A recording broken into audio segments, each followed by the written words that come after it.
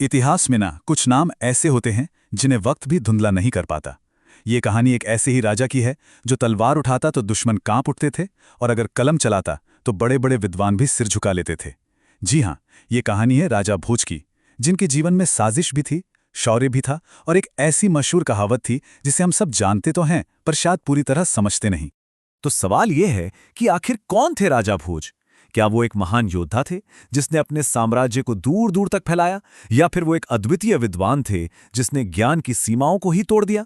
उनकी असली पहचान क्या थी? और वो मशहूर कहावत, कहाँ राजा भोज कहाँ गंगू तेली। जानते हैं, इसका जो असली मतलब है ना, वो शायद वैसा बिल्कुल नहीं है जैसा हम सब आज तक सोचते आए हैं। जब हम इसकी जड़ तक जाएंगे तो इतिहास का एक ऐसा पन्ना खुलेगा जो कहीं खो गया था। ठीक है, तो चलिए इस पूरे मामले की गहराई में उतरते हैं।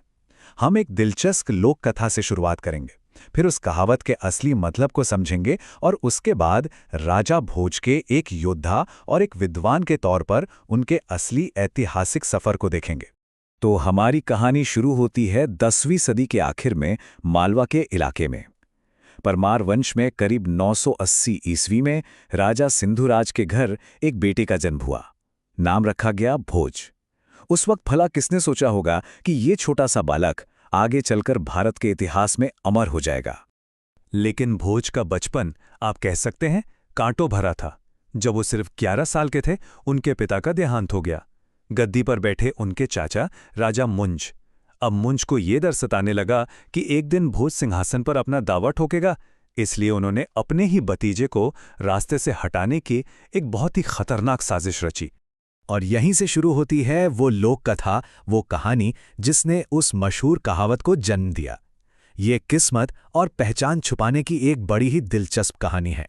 कहानी कुछ यूं है कि राजा भोज ने एक गरीब ब्राह्मण को 100 सोने के सिक्के दान में दिए, लेकिन हुआ ये कि वो सिक्के रहस्यमयी तरीके से गायब हो गए। ऐसा एक बार नहीं बल्कि 3 बार हुआ। तब राजा ने सोचा कि भाई अब तो इस रहस्य का पता लगाना ही पड़ेगा। उन्होंने पाया कि भाग्य खुद आकर उस ब्राह्मण से सिक्के वापस ले जाता था, क्योंकि उसके नसीब में धन था ही नहीं। अब ये बात ना एक राजा की दया की हद को दिखाती है। भोज ने उस ब्राह्मण के दुर्भाग्य को अपने ऊपर लेने का एक बहुत बड़ा फैसला किया। और कुछ ही दिनों में इसका असर दिखने भी लगा। शिकार के दौरान राजा का घोड़ा बिदक गया और वो बुरी तरह घायल होकर अपनी सेना से बिछड़ गए। उन्हें एक तेल पेरने वाले गंगू तेली ने बचाया, जिसे इस बात का अंदाजा भी नहीं था कि उसने किसे बचाया है।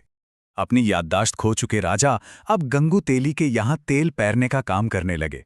लेकिन काम करते करते वो इतना सुरीला गाते थे कि उनकी शोहरत पास के एक राज्य तक पहुंच गई। उन्होंने वहां एक संगीत प्रतियोगिता में हिस्सा लिया, उसे जीता और वहां की राजकुमारी का दिल भी जीत लिया। और फिर जब राजकुमारी ने उनसे शादी करने की इच्छा जताई, तब जाकर उनकी असली पहचान सामने आई। ये देखकर सब हैरान रह गए। इतना महान राजा एक मामूली तेली के यहां काम कर रहा था। बस लोगों ने हैरानी और मजाक में कहना शुरू कर दिया, तहां राजा भोज कहां गंगू तेली। लेकिन ये तो थी कहानी, लोक कथा। अब असली सवाल ये है कि इस कहानी में ऐतिहासिक सच्चाई कितनी है। चलिए अब इस कहावत के पीछे छिपे असली इतिहास को कुरेदते हैं।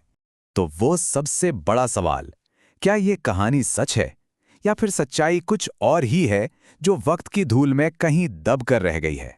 और यहीं पर होता है सबसे बड़ा खुलासा। इतिहासकारों का मानना है कि कहावत का जो असली रूप था वो कुछ और ही था। ये गंगू तेली नहीं बल्कि गांगे तेलंग था। अब सोचिए, समय के साथ ये मुश्किल सा नाम लोगों की जबान पर चढ़ते चढ़ते आसान हो गया और बन गया गंगू तेली। तो सवाल ये है कि ये गांगे और तेलंग आखिर थे कौन? ये कोई मामूली लोग नहीं थे। गांगे देव चेदी वंश के एक बहुत ताकतवर राजा थे और तेलंग चालुक्य वंश के। और मजे की बात यह है, दोनों ही राजा भोज के सबसे बड़े दुश्मन उनके प्रतिद्वंद्वी थे। तो इसका मतलब ये हुआ कि असल में ये कहावत किसी मामूली आदमी से तुलना नहीं कर रही थी, बल्कि ये तो राजा भोज की महानता को बता रही थी कि उनके सामने दो शक्तिशाली राजा भी फीके पड़ जाते थे। तो चलिए अब लोक कथा से बाहर निकलते हैं और राजा भोज के असली इतिहास को देखते हैं, एक ऐसे योद्धा के रूप में जिसने एक बहुत बड़े साम्राज्य की नींव रखी। गद्दी पर बैठने के बाद भोज ने एक जबरदस्त योद्धा और रणनीतिकार की तरह काम किया। उन्होंने चालुक्यों को हराकर न सिर्फ अपने पिता की हार का बदला लिया, बल्कि अपने साम्राज्य को भी खूब फैलाया। 1025 में जब महमूद गजनवी ने सोमनाथ मंदिर लूटा, तो राजा भोज ने उसका ऐसा कड़ा मुकाबला किया कि गजनवी को अपनी जान बचाकर थार के रेगिस्तान के खतरनाक रास्ते से भागना पड़ा, जो उसकी सेना के लिए बहुत ही बुरा साबित हुआ। बाद में 1034 में उन्होंने दूसरे राजाओं के साथ मिलकर गजनवी के सेनापति सालार मसूद को बहराइच की लड़ाई में बुरी तरह हराया।